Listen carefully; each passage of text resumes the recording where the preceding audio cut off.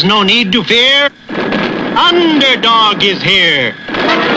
Time again for the Underdog Show, starring that champion of champions, Underdog. Not a bird, not a plane, not even a frog. Just little old me, Underdog. There's MC and his buddy Julie, gophers on the run. The stories of Nick Bragg outrageous, no one could be more courageous. Underdog!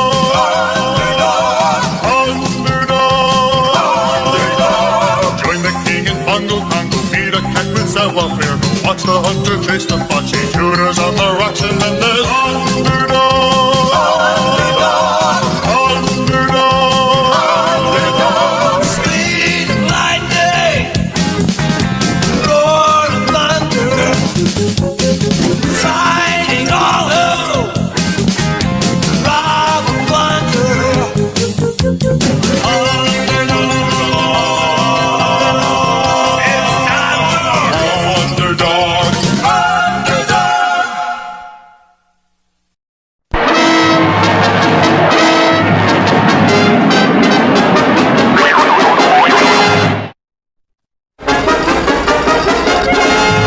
A giant tornado had struck the city, and Underdog was cleaning up the debris.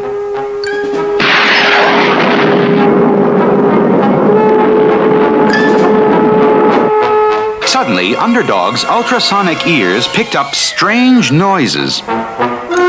A million light years from this place, I hear yells in outer space. And Underdog was right. A million light years away lay the strange planet of the Flying Sorcerers. And at that very moment, King Cup, leader of all the Flying Sorcerers, was screaming his head off. The bakers! The bakers! Bring me the bakers! Here I am, King Cup, the finest baker in all this land. Your cakes are terrible.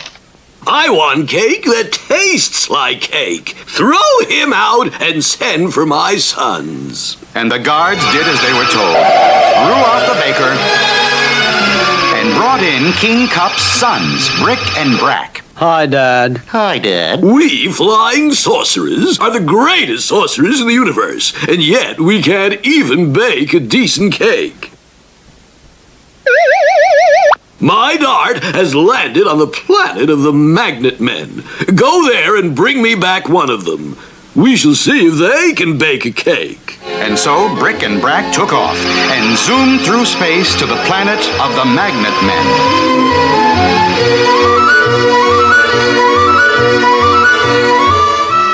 Oh no, Flying Sorcerers, get away from me. Oh, be a good fellow. Come along with us to dear old Dad. I won't. But I'm afraid we'll have to sorcer you, old chap. I think I'll turn him into a tree. Good show. Into the capsule goes. And homeward bound through space. You, Magnet Man, shall be our new baking slave. Lock him in the bakery. But when the king tasted the Magnet Man's cake... Tooey! Terrible! He can't bake at all! Throw him out! Sorry, Dad. My dart has hit the planet of Zot. Go there and bring back one of the inhabitants. There must be someone who can bake a cake. So Brick and Brack hurried to Zot and captured the first inhabitant they saw. Stop! Let me alone! I'll turn him into a cow. Good shot, The Flying Sorcerers popped the Zot Man into the capsule and tossed him to their planet. But later, when the king tasted the Zot Man's cake... Tooey! Horrible, terrible! Throw him out! Too bad, Dad. This time, my dart has landed on a planet called Earth. And this time, we will take no chances.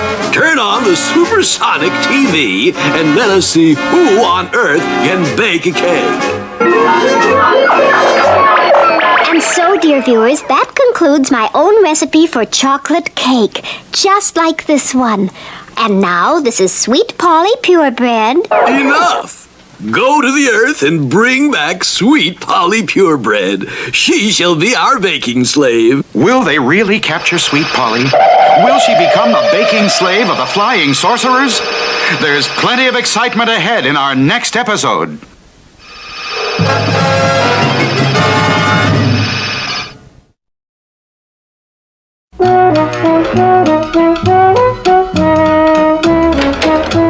Well, Tooter, what is it that you're so excited about, Well, I just saw a real exciting TV show all about them there skydiving fellers, and that's what I want to be more than anything else in the world. But, my boy, that's very dangerous, and not for little turtle boys. Much practice and skill it needs. Why don't you be a stem collector instead, huh? Oh, please, Mr. Wizard, please. Very well. Now, the first thing what the skydiver needs is the right shoes for landing on the ground. They're very heavy in the ankles, so they shouldn't break. When the shoes is right, the next thing is to go to the practice and jump from a platform to learn how to land. There's no danger of breaking the ankle because of the heavy shoes. Once the landing technique has been mastered, the next step is getting the parachute ready. This needs great skill and care, for on the chute depends the skydiver's life. First, they stretch the chute out on the table and then begin to fold it very carefully, making sure not to get the lines tangled up. When the chute is all neatly packed, the skydiver is ready to go up in the airplane and jump out. This is where they separate the men from the boys. Ouch! Once they had left the plane, the skydiver would count to 10 and then pull the ripcord and open the chute. 1, 2, 3, 4. 4. Let's see, what comes after 4? Well, that is what practice is for, to learn from your mistakes. This time, the daring skydiver makes sure to count. 1, 2, 3, 4, 5, 6, 7, 8, 9, 10, 11, 12, 13, 14, 15, 16, 17. Well, live and learn. The daring skydiver does not give up. This time, everything is perfect. 8, 9, 10, and pull the ripcord. I know I had it when I left the plane. Jacket pocket, pants pocket. I know it's here someplace. Oh, what's this? My yo-yo. I've been looking all over for that. One of the great skills which the skydiver must learn is the control of the chute. This is done by pulling on the shroud lines. Pull the left side and you go left. Pull on the right side and you can go to the right. It is so simple, a simpleton could do it. And it controls the chute so well that the experienced jumper can land on the head of a pin. But all this is just the beginning. The real fun comes when the skydiver actually flies like the birdies before he opens the chute. He jumps out, spreads his arms like wings and soars through the sky. By twisting his body, he can do the very fancy type flying, like the loop-de-loop, and the barrel roll, and the inside-outside Immelman. Oh, he floats through the air with the greatest of ease. All this time, while he is flying, the experienced skydiver is watching carefully that he is not getting too close to the ground or to any other objects. His actions are graceful, all the girls he does please.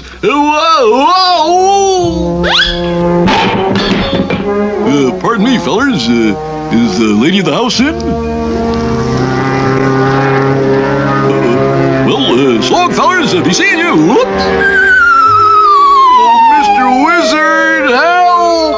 Drizzle, drazzle, drazzle, drone. Time for this one to come home.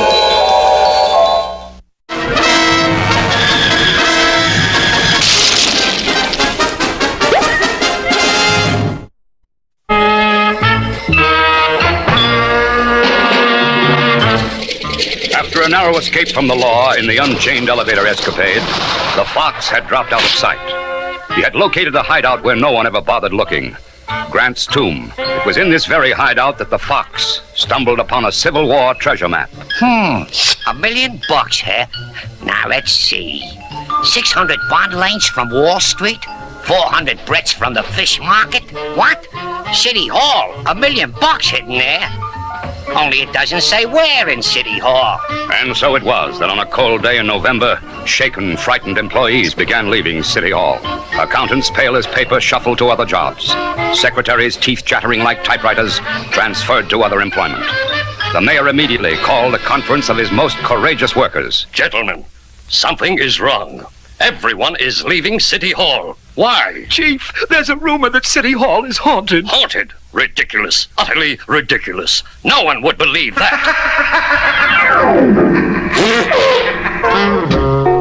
At the precise moment this ghostly excitement was taking place, the law of coincidence brought the famous Hunter into the case.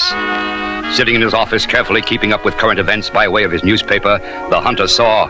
Well, I see, what's this? A driving license?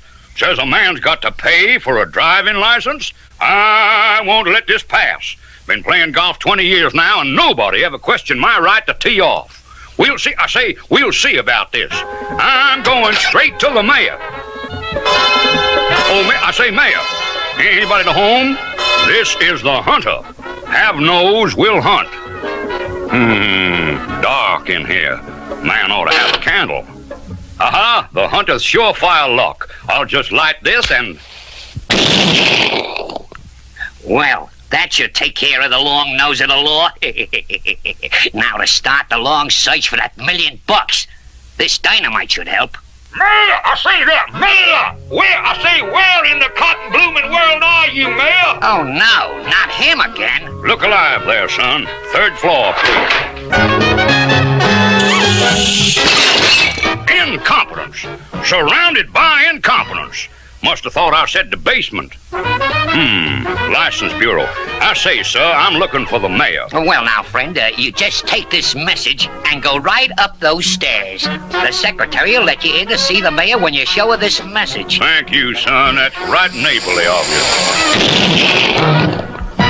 My. That message must have had some mighty powerful words. Yeah, that's a joke, son. I say... At last, back to the search. Let's try this wall. That's not it. Not there. Wrong again. Maybe upstairs. Meanwhile, police had been called in to investigate the ghostly explosions blasting holes in City Hall.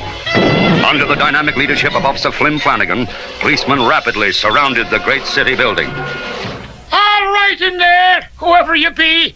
Come on out with your hands up, or we're coming in. Hunter, I might have known. So here's the culprit what was doing the blasting. And it was this the fox was after, I suppose. Yes, of course that is. Well, how can we ever repay you, Hunter? Well, now a driving license from the mayor would be a nice gift. I've a mind for a little golf.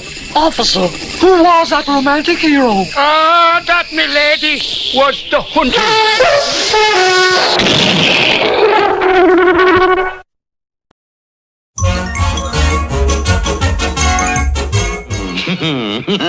How I hate to leave them, this lovely bunch of bananas. And tomorrow, they'll be made into a beautiful banana cream pie. That's why you must guard them, Klondike. You just go ahead and see the governor, Major Minor. I'll take care of that bunch of bananas. I know I can depend on you, Klondike. And be sure to watch out for Savoir-Faire. Why, if that mouse so much as comes near this house, I'll... What in the world is that noise in the kitchen? Is there somebody out there in the kitchen? Oh, no, Monsieur Klondike Cat. There is no one here. Well, it's a good thing, because if there was... Uh-oh!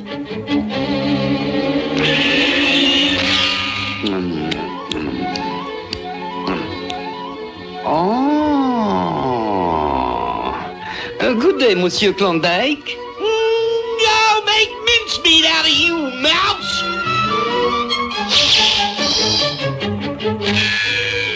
Savoir-Faire is everywhere. I'll make mincemeat out of you, mouse!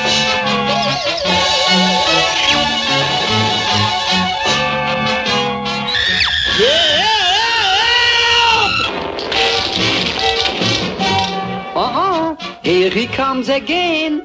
Perhaps now I can use the banana peels. I'm gonna get you, Savoir-Faire!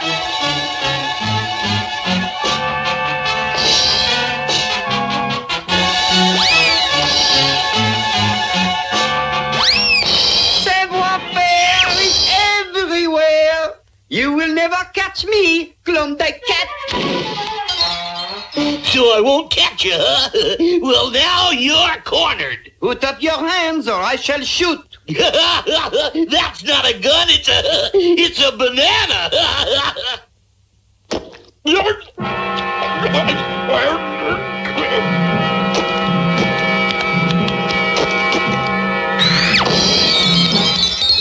If I can't catch that mouse, I'll trick that mouse with this dynamite.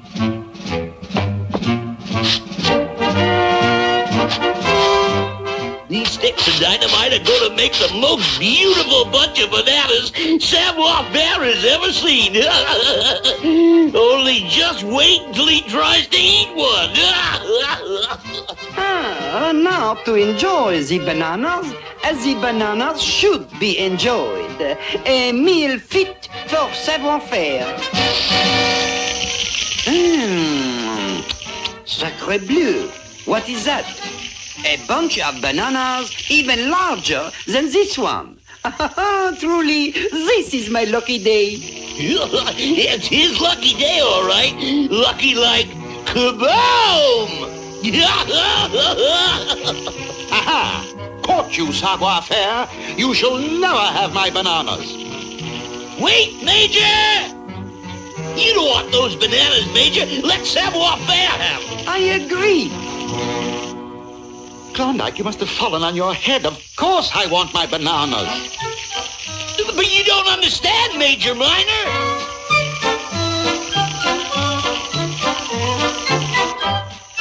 They're not bananas. They're dynamite. Dynamite? Dynamite? That's what I've been trying to say. These are sticks of dynamite. The fuse is going to go off any second.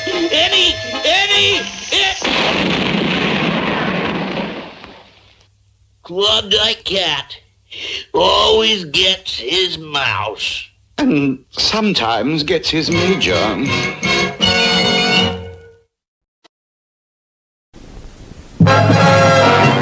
King Cup, king of the Flying Sorcerers, was sending his sons, Brick and Brack, to the earth. Bring back sweet Polly Purebred. She shall be our baking slave, baking cakes for all the Flying Sorcerers. Okay, Dad. We'll get her, Dad.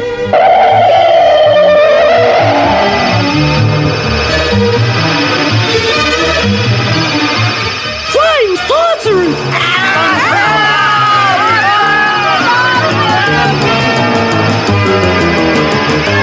Call the police! Call out the army!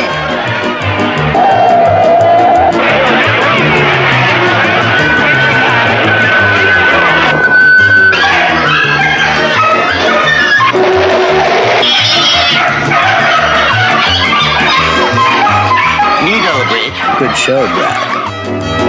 I wonder where we can find sweet Polly Purebred.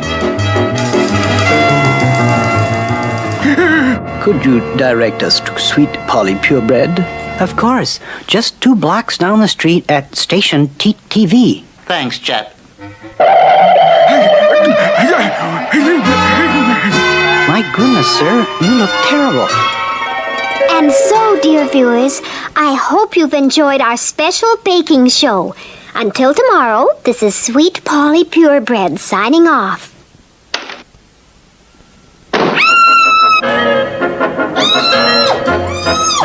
Good show, Brick. Now we toss her home, Brack.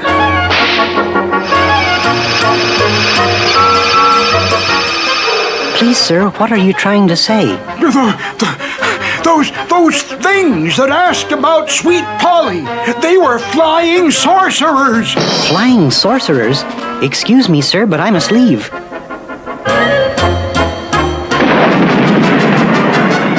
When Polly's in trouble, I am not slow. It's hip, hip, hip, and away I go.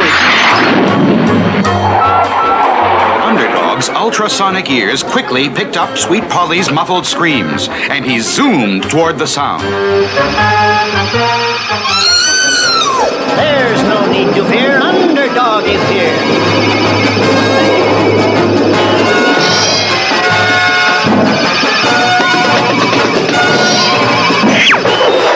Good kick, Rick. Good whack, Brack. Out of the ballpark this time, Drake.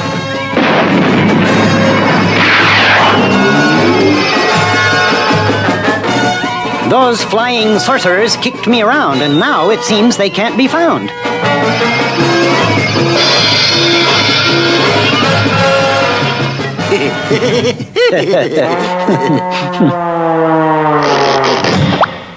Those flying sorcerers are cause for alarm. I must find them before they can do Polly harm.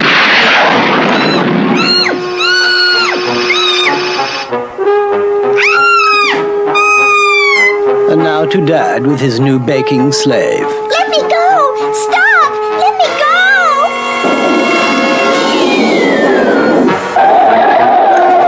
You flying sorcerers must end your folly. I am here to take Sweet Polly. Oh, Underdog.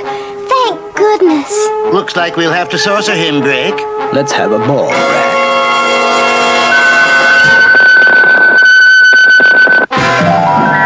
Underdog! He's only a ball!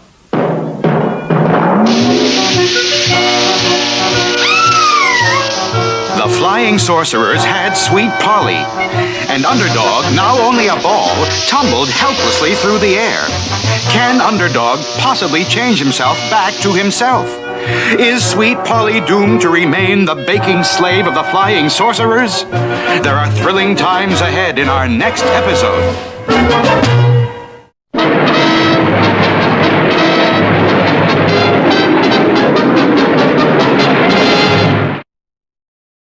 Oh.